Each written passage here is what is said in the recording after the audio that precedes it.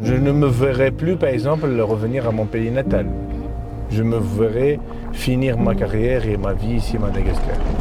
Ben Ramdan Mohamed Habib, je suis tunisien d'origine, j'ai 35 ans et je suis le PDG de Yara Invest.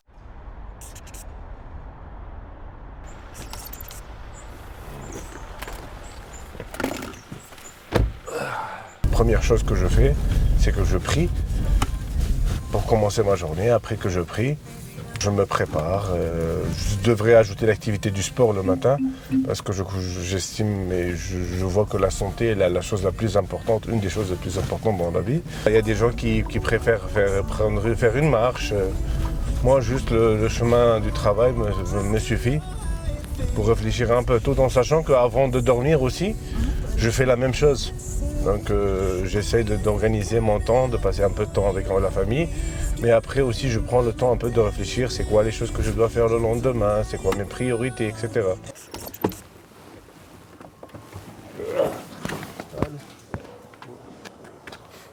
Bonjour. Une fois arrivé au bureau, je prends mon bloc-notes et je note ce qui est passé par ma tête. Bonjour tout le monde.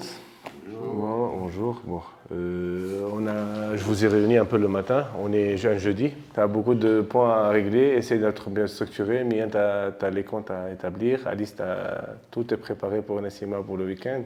Zach à suivre toutes les commandes. Fabrice à finir ce qu'on a prévu de finir par rapport aux estimations. Et Tina à être le chef d'orchestre avec moi à gérer l'équipe. Ce discours-là et ce que je suis en train de vous partager doit être partagé sur tous les chantiers parce que je crois que la société ne s'arrête pas à nous six autour de cette table. Elle s'arrête à tout le monde, même le gardien ou le magasinier ou n'importe quelle personne travaillant dans cette entreprise contribue directement ou indirectement à la stabilité et à la réussite de l'entreprise.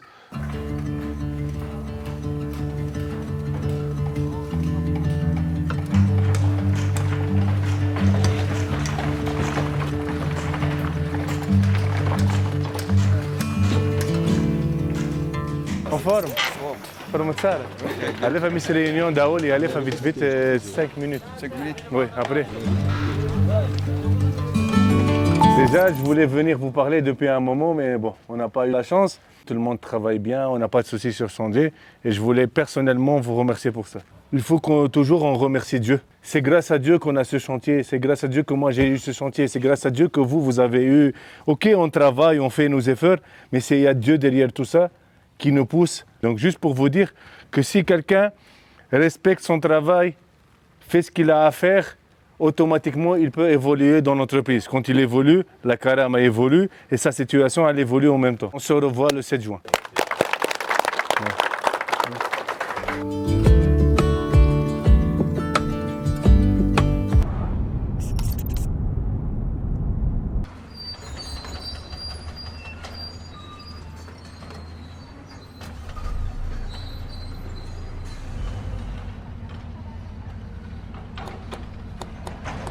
Moi, un client qui m'appelle 23 heures, je ne peux pas ne pas lui décrocher le téléphone.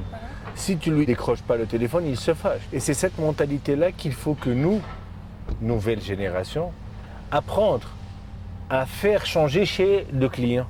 Que tu es un prestataire, mais tu n'es pas un employé chez lui. C'est différent. Ok ? Que même si tu étais un employé, il y a des heures limites.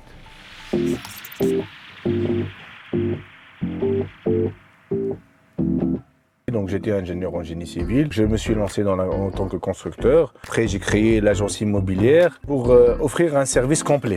Donc on essaie avec le client, qu'on le suit sur la construction, qu'on le suit sur la vente, sur la location. J'aime aussi faire un peu de commerce, donc je suis dessus. Et surtout le service.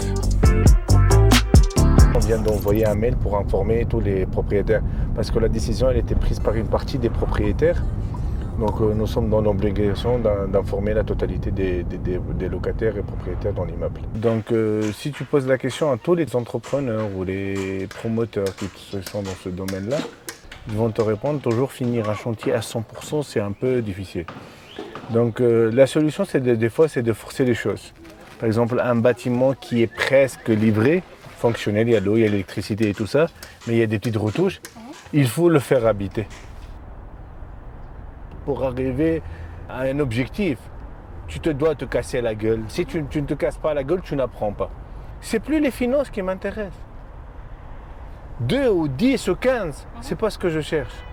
C'est la tranquillité de l'esprit, exactement.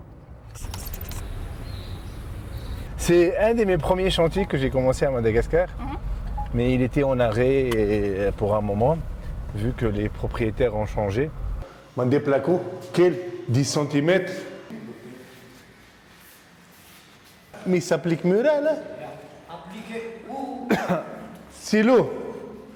Comme stylo, Demain, tu veux ouvrir ta boîte, mets-toi en tête qu'avant d'ouvrir la boîte, fais en sorte que ta compagne ou ton compagnon, il est d'accord avec cette idée.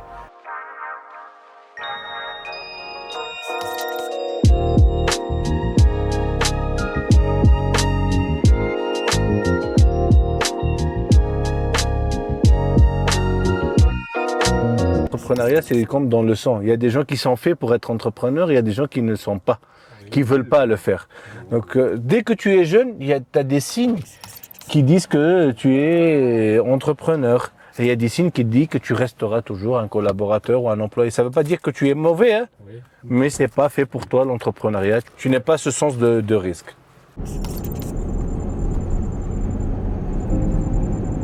Je préfère conduire un peu seul.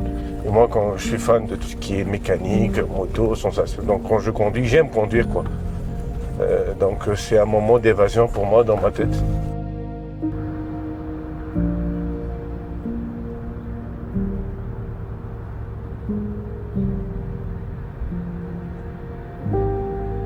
J'aime Madagascar, j'aime ce défi-là, que j'essaie d'apporter cette aide-là ou cette touche-là, ou améliorer la qualité de vie des gens, ou offrir quelque chose de meilleur à mes employés.